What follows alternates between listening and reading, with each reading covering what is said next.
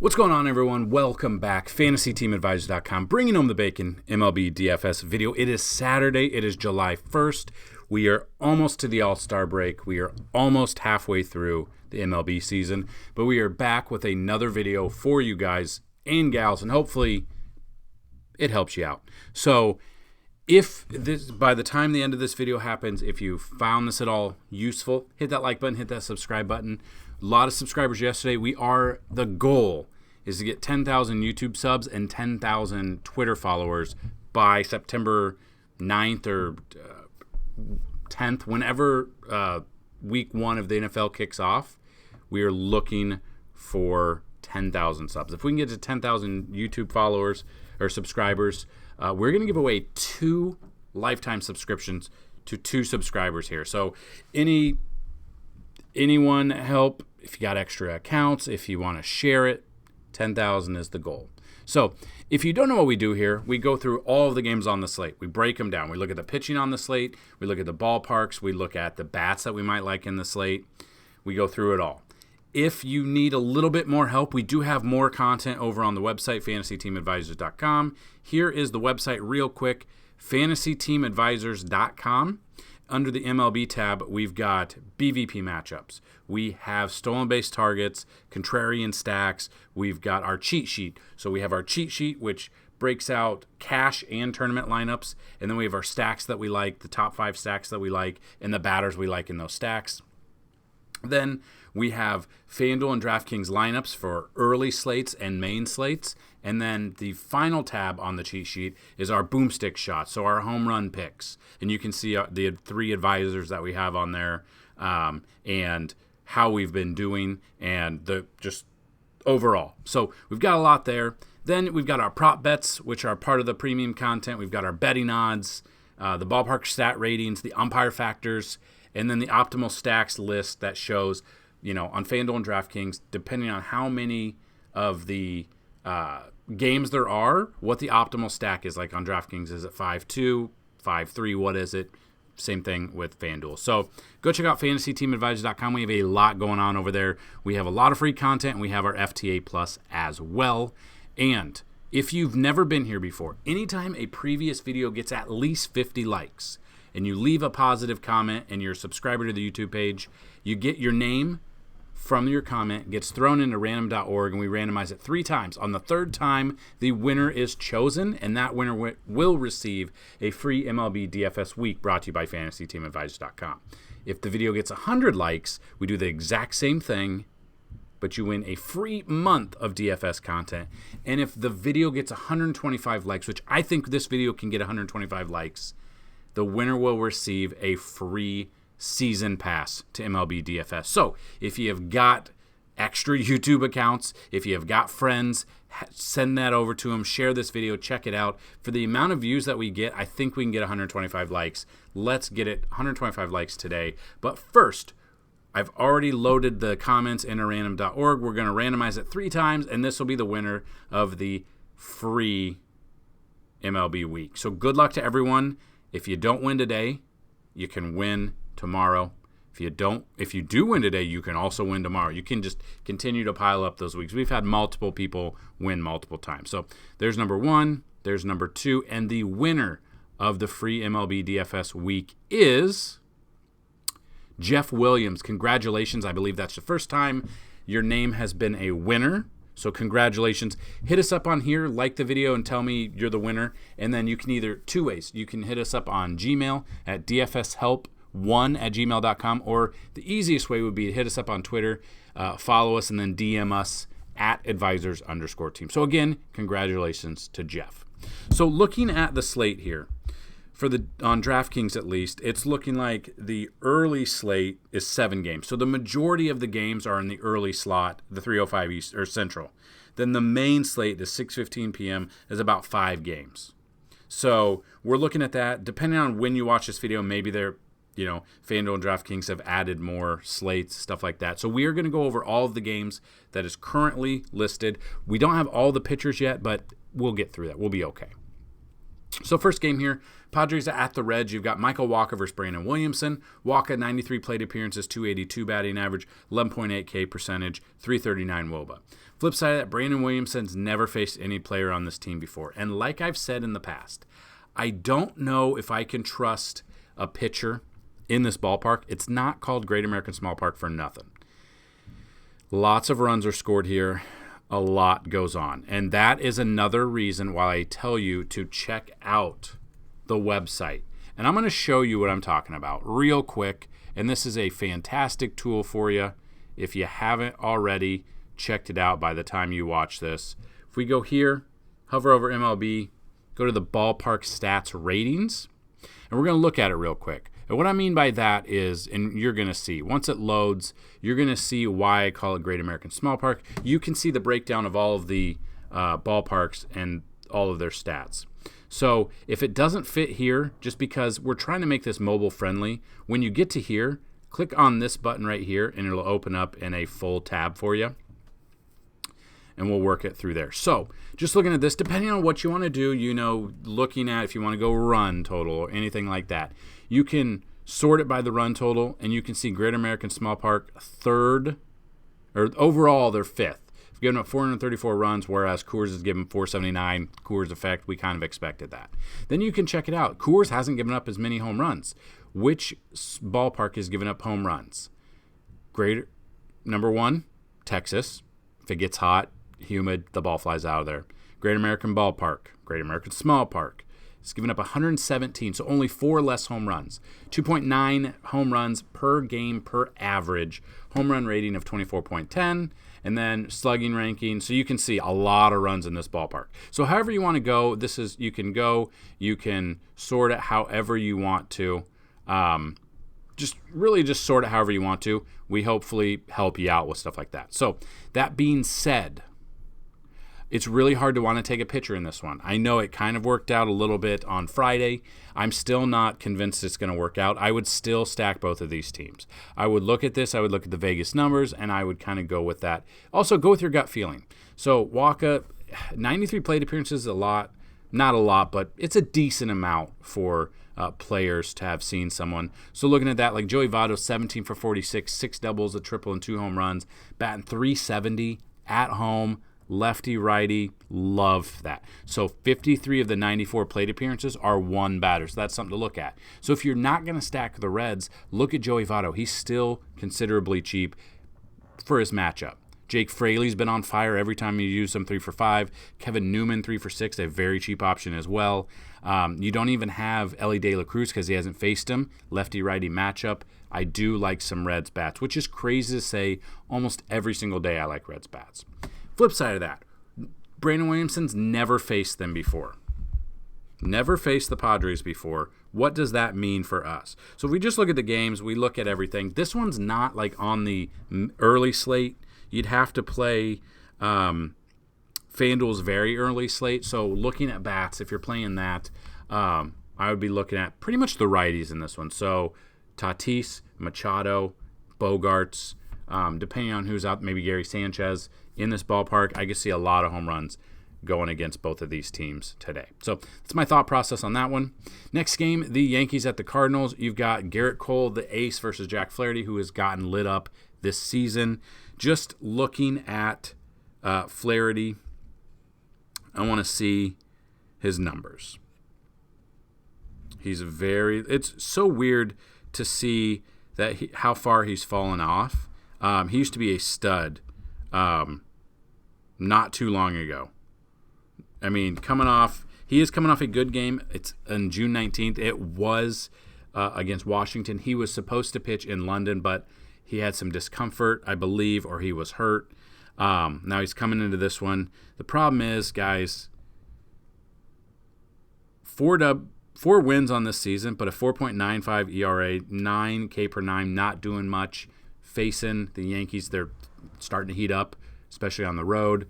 Love Garrett Cole on this one. How bad the Cardinals have been. I absolutely love Garrett Cole. It's the picture of the video and the article for today for a reason. Cole against the Cardinals, 70 plate appearances, 194, 20K percentage. I wouldn't look at any of the Cardinals bats. Nothing about the Cardinals offense right now sparks any interest. Flaherty against 37 plate appearances, probably just a couple batters, seeing as how I'm assuming it's the Yankees that were in lefties. I bet 37 plate appearances. Would not be surprised if they're all Anthony Rizzo. I haven't looked yet. We're looking together. So I would not be surprised if most of them, if not all, is Anthony Rizzo. I'm trying to think who else may have seen Flaherty. Probably a couple at bats somewhere else. But a 400 batting average, 13.5K percentage. Yes. So Rizzo, 25 of the 37. 9 for 19 with a double and 3 home runs. Good numbers, batting .474. Rizzo did get the day off on Friday because he got hit in the elbow on Thursday. They said it's just a day precaution. As long as he's in this lineup, I absolutely love Rizzo. He's heating up. He's played in this ballpark a lot when he was with the Cubs. I love that. Same thing with Josh Donaldson, 2 for 10 with a home run. He's been heating up. Donaldson's only a tournament option for me, so if you're building lineups, a stack. I don't mind if you're building a stack here. I would be looking at Rizzo, Donaldson, depending on who's out there. Possibly if Jake Bauers is there leading off, I like him. Bader in his going against his old team in his old ballpark. He's been on fire. Anthony Volpe's been on fire lately. I would be looking at a Yankee stack. One of the top stacks on the slate for me here against them. I'll have zero exposure to Flaherty. I'll have a ton of exposure to the Yankees and Garrett Cole. Red Sox at the Blue Jays. You got Cutter Crawford versus Yusei Kikuchi. Crawford, 41 plate appearances, 378 batting average against him, 22K percentage. Kikuchi, 60 plate appearances, 259 batting average, 16.7K percentage. Kikuchi's been very up and down as well. Trying to see what he's been doing. Let's see.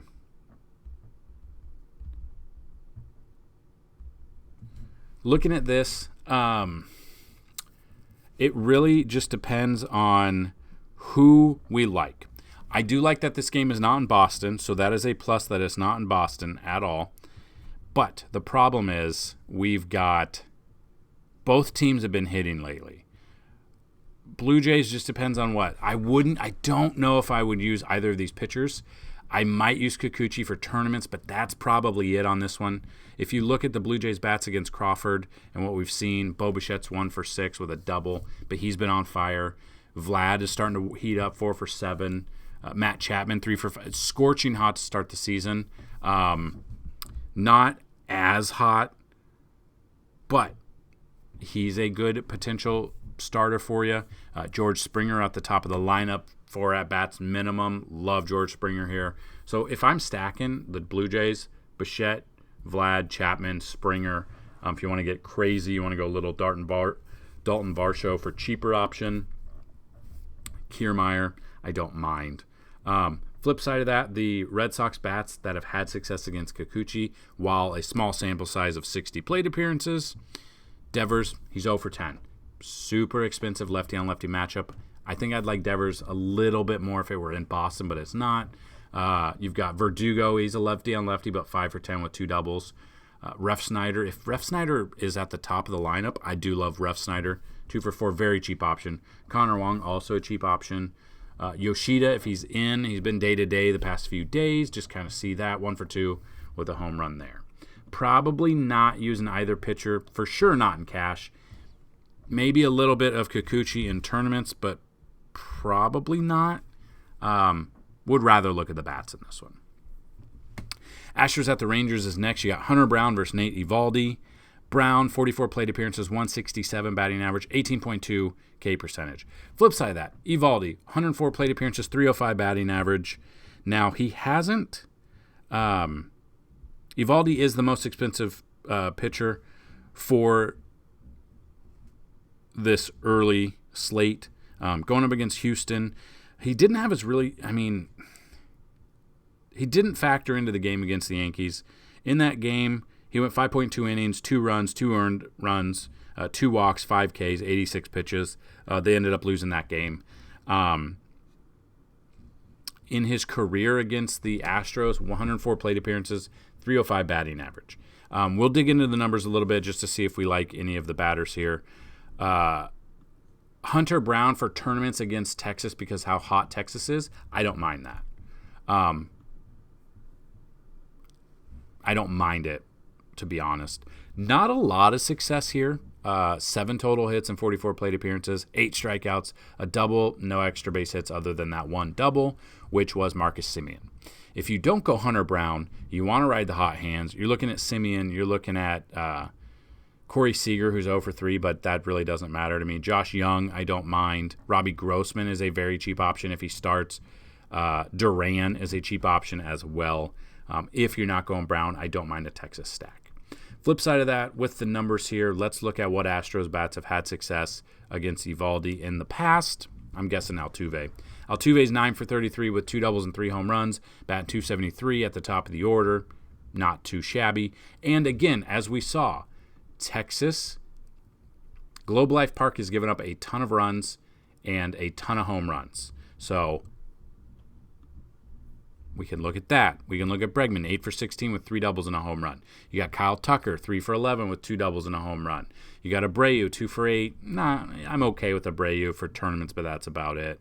Chas McCormick's 0 for 6. So I would look at probably these 3. I don't know if I would do a full Astros stack, but I'll have exposure to the Astros bats for sure.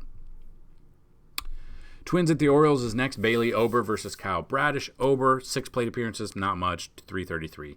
Bradish, 13 plate appearances, 154. Not a lot. Maybe look at Bradish for tournaments against. I don't think I'll have any Ober. Probably would rather have the Baltimore bats. Again, no bats jump out to me at the moment. Kind of would wait to see the lineups that come out. Ones that on my mind, since just thinking of lefties on righties, Adley Rutschman. Aaron Hicks is still cheap. He's still somehow producing occasionally for them. Santander, Cedric Mullins. You can mix and match with the bats for the Orioles at home. Won't have exposure to Ober. I'll have some exposure to Bradish against the Twins. And no Twins bats at the moment jump out to me that I would even consider right now. Next game, Nationals at the Phillies. You got Mackenzie Gore versus Zach Wheeler. Gore, 46 plate appearances, 295 batting average, 26.1 K percentage. On the flip side, Zach Wheeler, 101 plate appearances, 23.8 K percentage, a 232 batting average there. Looking at Wheeler, seeing if he's faced them this year. So he faced them back on June 2nd, minus 5.2 fantasy points. Went 3.2 innings, gave up 7 earned runs with only 3 strikeouts. Not good. Could be a sneakier stack again with the with the Washington Nats there. Just seeing who's had success. Lane Thomas, I'm guessing, is up there. He seems like he is. Probably Dom Smith, 8 for 23 with a double. Luis Garcia is a cheap option, 4 for 23. Lane Thomas only 1 for 9, but he's been good when we've used him. Joey Meneses, if he's in there, 2 for 4. CJ Abrams, 1 for 4 with a double. Candelario, 2 for 2 with 2 doubles. I don't mind. Honestly, if you want to get under exposure to players, I think a lot of people will be on Wheeler. I think stacking this game you might have some money in that one. I'm saying both sides of the ball. I'm not looking at either of these pitchers. I'm looking at the bats. So we just talked about the Washington bats. So let's talk about probably Trey Turner. Bryce Harper's 1 for 6. Real Muto 2 for 6 with a double and a home run. So both of his hits have been extra base hits. Trey Turner 3 for 5 with 2 doubles. If Trey Turner gets on stolen bases, he could get 2, so even more fantasy points. Castellanos 2 for 7. Maybe Castellanos will be. I don't know how big of grudges that ball players actually hold, but Castellanos against everyone who didn't vote for him as an all-star starter, maybe that will use, narrative lane. Let's go with that one. Josh Harrison is a cheap option as well. Kind of what I would look at. So I'm probably not taking either of these pitchers. For sure I'm not. I would look at the bats in this one. Brewers at the Pirates, you got Corbin Burnes versus Johan Oviedo. Trying to look at what these teams have done against each other. Burnes, 31 plate appearances, 179, 29 K percentage. Oviedo, 22 plate appearances, 190 batting average. Being in the same division, they're going to play each other. Trying to see if Burnes has faced the Pirates this year. He has not. He has not pitched against them. And if we look at Oviedo here, against Milwaukee. He has not faced them this year either. So these numbers are from different times. I honestly like Corbin Burnes here. I'd rather take Burnes over Oviedo. 5-5 record, which not too good. 4.10 ERA, not good either. 89 strikeouts, 1.19 WHIP. Coming off a couple of bad starts against Cleveland. 5.2 innings, 4 earned runs with only 3 Ks. Against Arizona, which Arizona is a really good team. You know that if you've been with us before. We love Arizona as a stack almost every single day. He had negative 2.8 fantasy points there at 10,000. Now he's 8,700. He's cheap. He hasn't been this cheap since May 27th when he got 25.6 fantasy points. Against Baltimore, he had 38.8. So I don't mind Corbin Burnes. The Pirates have burned us in the past, but we're going to burn them back with Corbin Burnes here. No bats at the moment jump out to me. I'd rather take other games with offense. I'll look at Corbin Burnes over Oviedo here. White Sox at the Athletics is next. You got Dylan Cease versus James Caprillion. Cease, 27 plate appearances, 100 batting average. Caprillion, 30 plate appearances, 231. Let's look at these numbers here. So, Dylan Cease is cheaper than Verlander, cheaper than Perez, which is crazy. 3-3 record, 4.04 ERA. I'm trying to see if he's faced them this year so far. He has not faced them this year, coming off 4 really good games. Against the Angels, 6 innings, 1 earned run, 10 Ks. He had 10 against Texas, 9 Ks. Against the Dodgers, he had 10 Ks. So he's striking a ton of people out. Dylan Cease might be my second favorite pitcher of the entire day. Gets a fantastic matchup against the Athletics. They strike out a ton. We saw that with Domingo Germán. Dylan Cease is a better pitcher than Germán. Love me some Dylan Cease here. Caprillion, probably not touching him in cash. Maybe a little bit in tournaments. But again, I don't know if I trust him.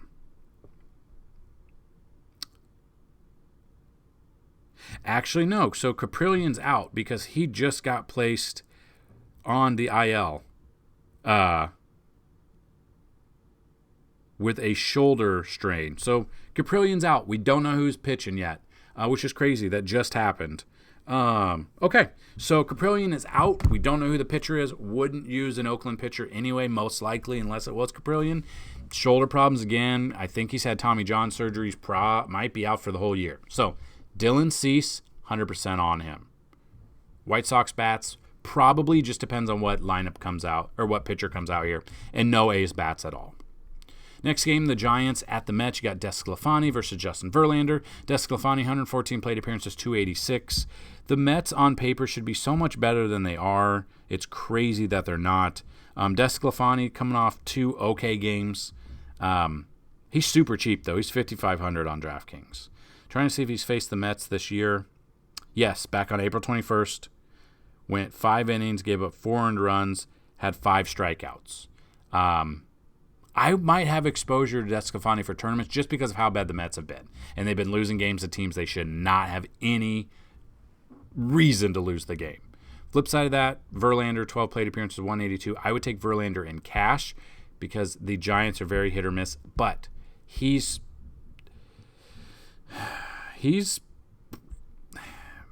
not expensive, but kind of expensive for a 4.11 ERA and a 2-4 record.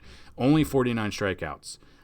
Coming off of the most strikeouts he's had is 8 in a game, and that was back on June 2nd against Toronto. If I'm using a pitcher in cash, it would be Verlander, but I don't know if I trust him enough. We haven't seen a vintage Verlander. He's old, got his bag. He's good to go with that. Not having the best of seasons. So looking at that, would lean Desclafani, maybe Verlander a little bit. But if you're not going the Desclafani route, you want to see the 114 plate appearances, the 286 batting average. Let's see what bats have had success against him in the past. Starlin Marte got Friday off. I don't know if we'll kind of wait to see. 3 for 23, so not much. Lindor, 8 for 18 with a double and 3 home runs. One of my favorite plays for shortstops here. Tommy Pham, 4 for 11. Pete Alonso, 4 for 13 with a home run. He's kind of slowed down a little bit. He was hitting all these home runs, leading the majors, leading the NL, and slowed down a little bit.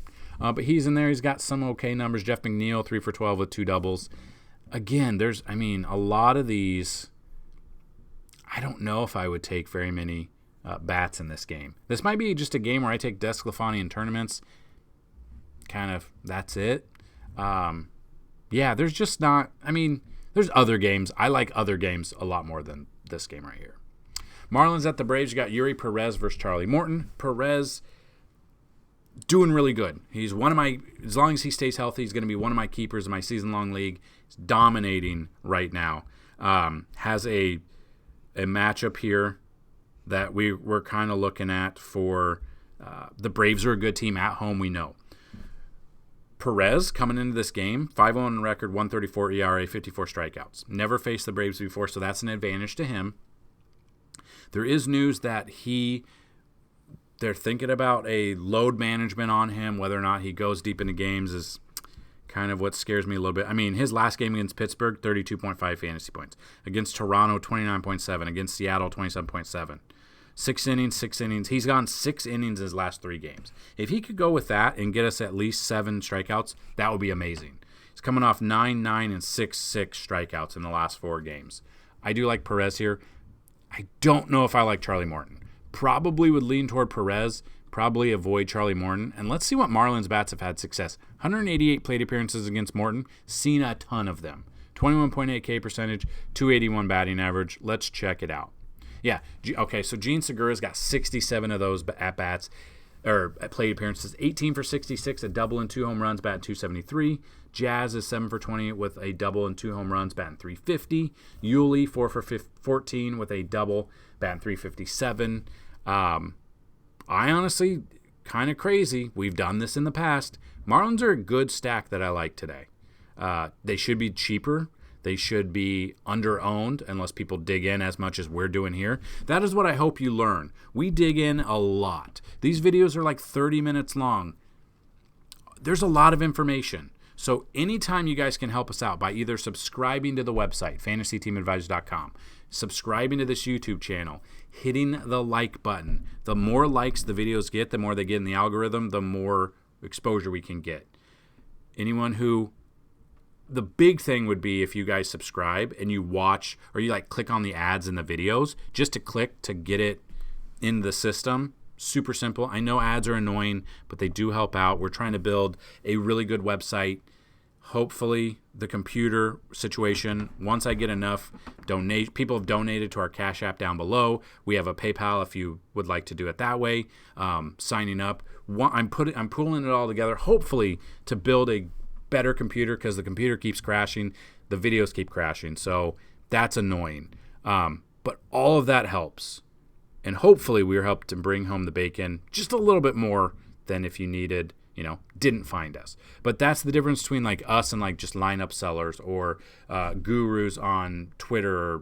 To be honest, throw some shade. I think Roto-Grinders, they put out, first off, their pricing's ridiculous, but I feel like if you were to break down the plays that the experts give out, I don't have a subscription there, but if I did, what I would do is I would, if anyone has a subscription to Roto-Grinders and would let me in, I'm very curious if they give out, top 6 plays, and then you find their account on either DraftKings or Fanduel or whatever, and you can see if they actually play what they say. I don't think they do. If anyone does have a subscription, if you want to let me look, or if you want to look, that's my feeling. We play what we tell you. We give you the tools, hopefully, to make you a better DFS player.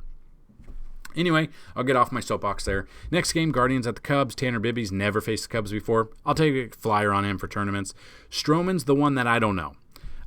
46 plate appearances, 195 batting average, 17.4 K percentage. When he's been on this year, he's been really good.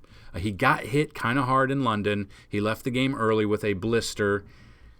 Occasionally, I've seen this in the past where blisters come back. This is what scares me a little bit. I think if his blister isn't, I don't think it's going to be healed in, was it 7 days? Was it last Saturday or last Sunday? It was last Sunday. I don't think it's healed. If it opens back up again, he's out again, and then we were screwed if we put a lot of exposure to him. So I will have some exposure to Stroman, but not a lot because I just don't trust that his blister is completely healed from last time, and would not be surprised if it opens back up and he's got to leave early without being effective. A blister on the finger, one of his throwing fingers, can mess with the grip. That can leave the ball floating up in the zone so they can hit it out. Might lose his runners, might lose the batters, walk a bunch, and then get yanked. I'm probably going to be very low on Stroman, probably under the field compared to ownership prices there. Dodgers at the Royals, as of now, to be announced for Daniel Lynch. Probably taking the Dodgers bats here. 14 plate appearances isn't enough.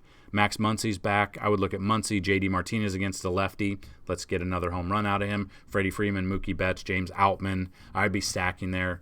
I'll be very curious what the Dodgers do for pitching. If the Dodgers have pitchers, a pitcher that comes in and it's not like an opener, I might have some exposure to him depending on when it comes out, because it is Kansas City in Kansas City, and you guys are very much aware that that is one of the things that I like is targeting a pitcher against them. So looking at this, so it looks like it's going to be Julio Urias coming in. He had one, so he's been out since May 18th, so over 2 months with a hamstring. He should be back in this one. I don't mind him. The problem is I don't know if he's going to be on a he only had one minor league outing. He only threw 60 pitches. He might have a limit. I'll have some exposure to Urias here, but he has a fantastic matchup here. Trying to see. Yeah. I'm a little concerned with Urias, how long he's going to go into the game, so I'll have some exposure in tournaments, but probably not cash. Have zero exposure to Lynch, and I will be stacking the Dodgers. Tampa Bay Rays at the Mariners. You got Tyler Glasnow versus George Kirby. Glasnow, 44 plate appearance, 308 batting average, 27.3 K percentage. On the surface, this is the difference. On the surface, a normal player or a fish might be looking and be like, oh, those numbers are bad, I'm stacking. Let's see if it's one or two players. You know, the majority are 3 players. Mike Ford, when he was with the Yankees, 2 for 11 with a home run, 11 of those plate appearances. Suarez, 2 for 9, that's not much. Tasker Hernandez, 4 for 10, that's 400 batting average. That's basically it, but no extra base hits there. The numbers don't, I guess Hernandez has 1 home run, Mike Ford has 1 home run. That's it. I don't mind Glasnow here. The problem is he's coming off one really good game against Kansas City, which I've said, take a pitcher against Kansas City. He went 5 innings in that game, but had 12 strikeouts. So those numbers are skewed. And then, the most he's gone in a game, 6 innings, and that was back on 6-9 against Texas. Not getting deep into games. I'll have some exposure to Glasnow because it's Glasnow. George Kirby, 14 plate appearance, 286. Probably won't have exposure to Kirby at all. Trying to see if he's faced the Rays this year. No. Only 14 plate appearances too. 6-7 record, 3.26 ERA. Back-to-back games that weren't too good. Then he had a good game against Miami, not good against San Diego, really good game against the Yankees, and then been very up and down. Probably taking Tampa Bay Rays here. It's really hard to take anyone against the Rays right now with the best record in baseball. So a little bit of Glasnow in tournaments because he's just not getting deep into games yet, but he's got a favorable matchup here.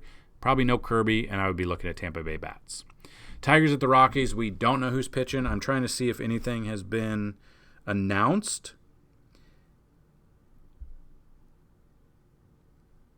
It's looking like it might be Tyler Alexander for Detroit and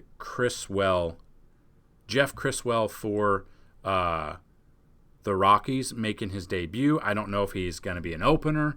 This is what DraftKings is telling me right now. It could change, so that's why I tell you, watch these videos, and if you need a little bit more help, check out the website, FantasyTeamAdvisors.com, because we'll update it with the pitching matchups. We'll update it with the Vegas numbers, the ballpark ratings. All of this will be updated. Wouldn't take either pitcher in this one. I'd rather take the bats. No bats really jump out right now. So this is a game we're going to avoid talking about, but it looks like Tyler Alexander, who's coming in with a 4 ERA, 2-1 record. He's an opener. I mean, he's not gone more than 3 innings. You wouldn't use him. And then Criswell making a debut, hasn't played, obviously, so wouldn't use him either. Would be looking at bats if I'm looking at anything, but we'll have to wait to see with Vegas and everything like that. Then the final game on the slate, I know it's a longer video, guys, but the more you watch it, the more it's very helpful for us. We've got the Diamondbacks versus the Angels. Got Ryan Nelson versus Tyler Anderson. Nelson, 7 plate appearances, 4 and a batting average, so nothing. And then Tyler Anderson, 167 plate appearances, 273. Still looking at Arizona as a stack. Pretty much all year we've done it. It's been really good. Ketel Marte, 12 for 27 with 6 doubles and 2 home runs. It's 8 extra base hits, batting .444. Christian Walker, lefty on righty matchup, 7 for 26, 3 doubles and a home run. Nick Ahmed, possibly a cheap option, 10 for 26 with 2 doubles, a triple, and 2 home runs. Evan Longoria might be a cheap option if he plays. We'll see. Carson Kelly maybe. Geraldo Perdomo, if he's leading off, I don't mind him. Corbin Carroll is out. He's hurt. I don't know if he's in. If he's in, I'll look at him. But I will definitely be looking at a Marte, Walker, Lourdes Gurriel Jr., Evan Longoria, very cheap option. Wouldn't be surprised if he homers. Or Perdomo also is a switch hitter there. And the flip side of that, obviously, you've always got to look at Ohtani for the Angels. Probably not taking either of these pitchers. I would be looking at the bats. Would not be surprised if this is a higher over-under either. That's something else that I'm very interested in. So looking at that, I would be looking at Ohtani, obviously Trout, Taylor Ward, Matt Thaiss. A lot of the Angels' bats have been very surprising. If you're not taking Mike Trout and Ohtani because they're so expensive, mix and match the Moustakas is on there now, lefty on righty matchup there. I don't mind that either. So looking at that, avoiding these pitchers, looking at the bats in this one. And that's what we've got for you guys. Hopefully you had a fantastic Friday. Let us know how you did on Friday. We've had a lot of big winners lately, a lot of subscribers, a lot of support from you guys, which has been amazing. Makes these videos worth it. And as you know, or if you don't know, you might be new to the channel. This website has been around since about 2014. Started as a blog, then was a website. Did every sport. NFL, NASCAR, MLB, NBA, what else? MMA.